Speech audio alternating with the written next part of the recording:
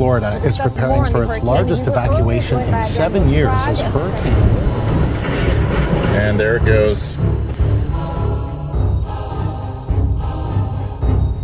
Mga Amerikano mga sangkay ay nagpanik, agad-agad na nag-alisan sa kanilang mga kabahayan o kanilang lugar mga sangkay sa Florida dahil sa bagyong Milton. A mass exodus continues out of the Tampa area tonight where residents have been given a dire warning, leave or die. Hurricane Milton mga sangkay ay ang pinakamalakas na bagyo sa loob po ng 100 years ayon po sa mga eksperto.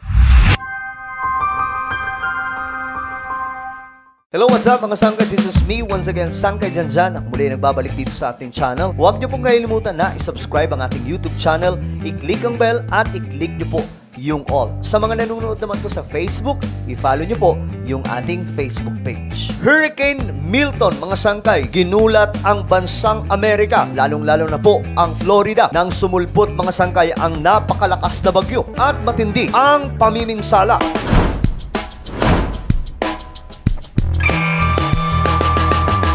Hindi na po natin maikakailang ngayon mga sangkay na itong mga nangyayari, mga kaganapan sa ating planeta pagdating po sa mga natural disaster, lumalala po ng lumalala dahil po ito sa climate change. Marami po mga eksperto sa buong mundo mga sangkay ang nagsasabi na ang dahilan kung bakit malalakas na ang mga bagyo ngayon, mga sangkay, ay dahil po sa pagbabago ng klima. Na sinasabi nga po ng mga eksperto mga sangkay na sa taong 2030 ay mas magiging delikado na daw po ang sitwasyon ng ating planeta kung hindi po ito masusolusyonan. Ngayon pa lamang mga sangkay, papaano susolusyonan kung mga lider ng mga bansa, mga sangkay, ay busy sa paghahanda sa digmaan kaysa sa pagsasaayos sa ating planetang nawawasak po dahil po sa kagagawan din ng tao. Kapansin-pansin mga sangkay ngayon ang paglakas ng mga bagyo. Hindi lamang po ito sa bansang Amerika kundi sa buong mundo. Nakikita po mga sangkay itong mga katakot-takot na weather events na kahit po ang mga lugar sa Middle East kagaya po ng Dubai ay nagkaroon din po ng matinding pagbaha nakaraang mga buwan lamang. Sino ang mag-aakala mga sangkay na ang lugar na nasa disyerto iuulanin ng napakalakas at babahain po ang kanilang syudad? Ito ay nakapagtataka na ngayon mga sangkay na nangyayari sa ating planeta. Kahit tayo mga sangkay, normal na po ito sa atin noon. Subalit ngayon, natatakot na po tayo sa mga dumaraan na bagyo sapagkat itong mga nakikita po natin mga bagyo na nararanasan mismo ng iba't ibang mga bansa, mas delikado na po kaysa sa mga naunang mga panahon. Ang bansang Amerika mga sangkay ay biglaan pong nagpanik nakaraang araw lamang. Nagpanik po sila mga sangkay dahil po isiniwalat ng mga eksperto na may paparating araw po na isang napakalaking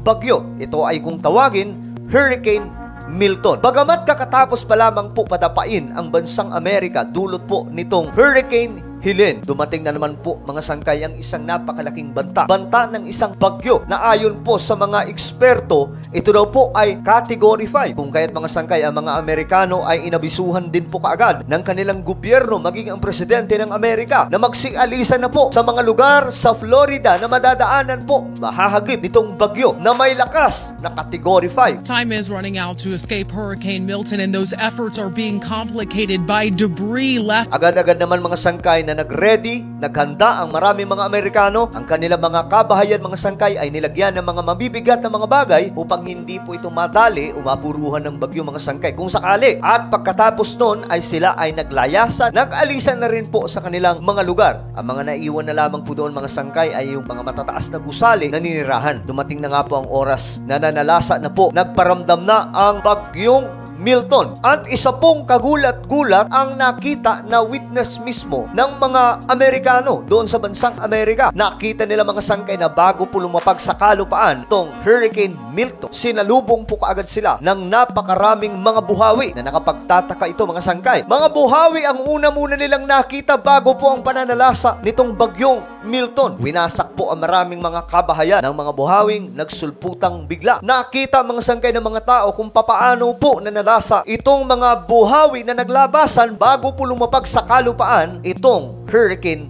Milton. We are getting video in of the suspected tornado. This one is in Pembroke. Take a my look at this goodness. from a distance. Scary stuff there. Oh, it's a water spout. Okay, we But see it there. that would be considered a tornado once it moves on shore. Where was this from? Yes. What you're seeing there, the top part, the gray, the light gray, that's the storm. At dito na nga po mga sangkay, makikita po natin ang mga reporter ng bansang Amerika na habang po sila ay nagpapahayag ng kanilang mga impormasyon na nakikita po nila mula sa napakalakas na bagyong Milton, kitang-kita ang malakas na hangin at malakas na buhos ng ulan. Na itong mga reporter mga sangkay ay buwis-buhay na nagbabalita, maihatid lamang ang mga impormasyon na dapat malaman ng buong mundo, lalong-lalo na po ang mga residente doon sa bansang Amerika. Matindi ang pananalasa ng Hurricane Milton. At ito po mga sangkay ang mga kuha ng mga video kung paano po nanalasa ang Hurricane Milton. Whoa, that was a strong gust. Whoa.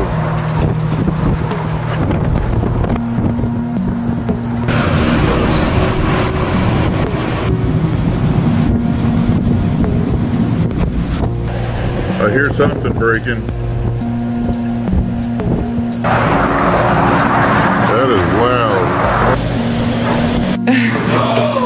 Oh my God. Oh my God.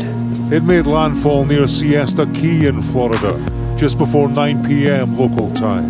Water thrown ashore from the Gulf of Mexico. It carried with it a serious threat to life as it barreled through. A devastating power. It was a Category 5 storm this morning.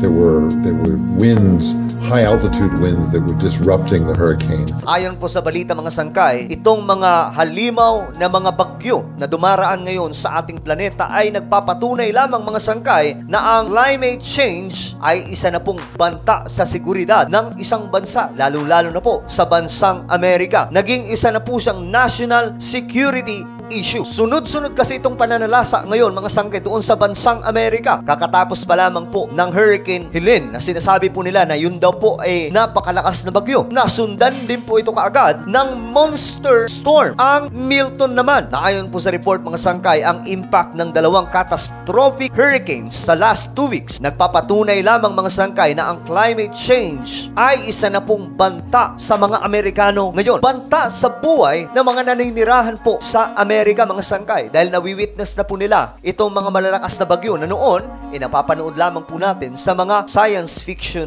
movies. The monster Hurricane Milton has left part of Florida reeling, and climate scientists are in no doubt that the strength of such storms is increased by rapidly warming oceans. So ang dahilan daw mga sangkay kung bakit malalakas na itong mga bagyo ngayong dumaraan, lalong-lalo na po doon sa bansang Amerika, ay dahil po sa init na karagatan. Ito po kasi ang pinakadahilan mga sangkay kung bakit ngayon malala na po ang mga bagyo. Mainit na po ang panahon mga sangkay, at itong init ng panahon lumalala ng lumalala na maging ang karagatan natin mga sangkay mas lalo pong umiinit. At dahil po sa init na ito, nakakabuo po ng mga malalakas na bagyo. Kaya huwag po tayong magtataka ngayon mga sangkay bakit ganito na po ang mga bagyo. Masyado na pong malalakas dahil sa init ng panahon na nararanasan po sa karagatan. Kung ang mga scientist, mga sangkay, ang sinisisi po nila na pinaka-ugat ng mga malalakas na bagyo ay dahil po sa climate change, tayo naman mga sangkay, nakikita po natin na natutupad po talaga ang mga propesiya, mga hula po mula sa salita ng Diyos o Biblia, na sinasabi po doon mga sangkay na sa huling mga araw, magaganap po muna ang mga ganitong klaseng pangyayari. Mga katakot-takot na mga events sa ating planeta bago po ang pagbabalik ng ating Panginoon. At nabanggit po dito mga sangkay, yung mga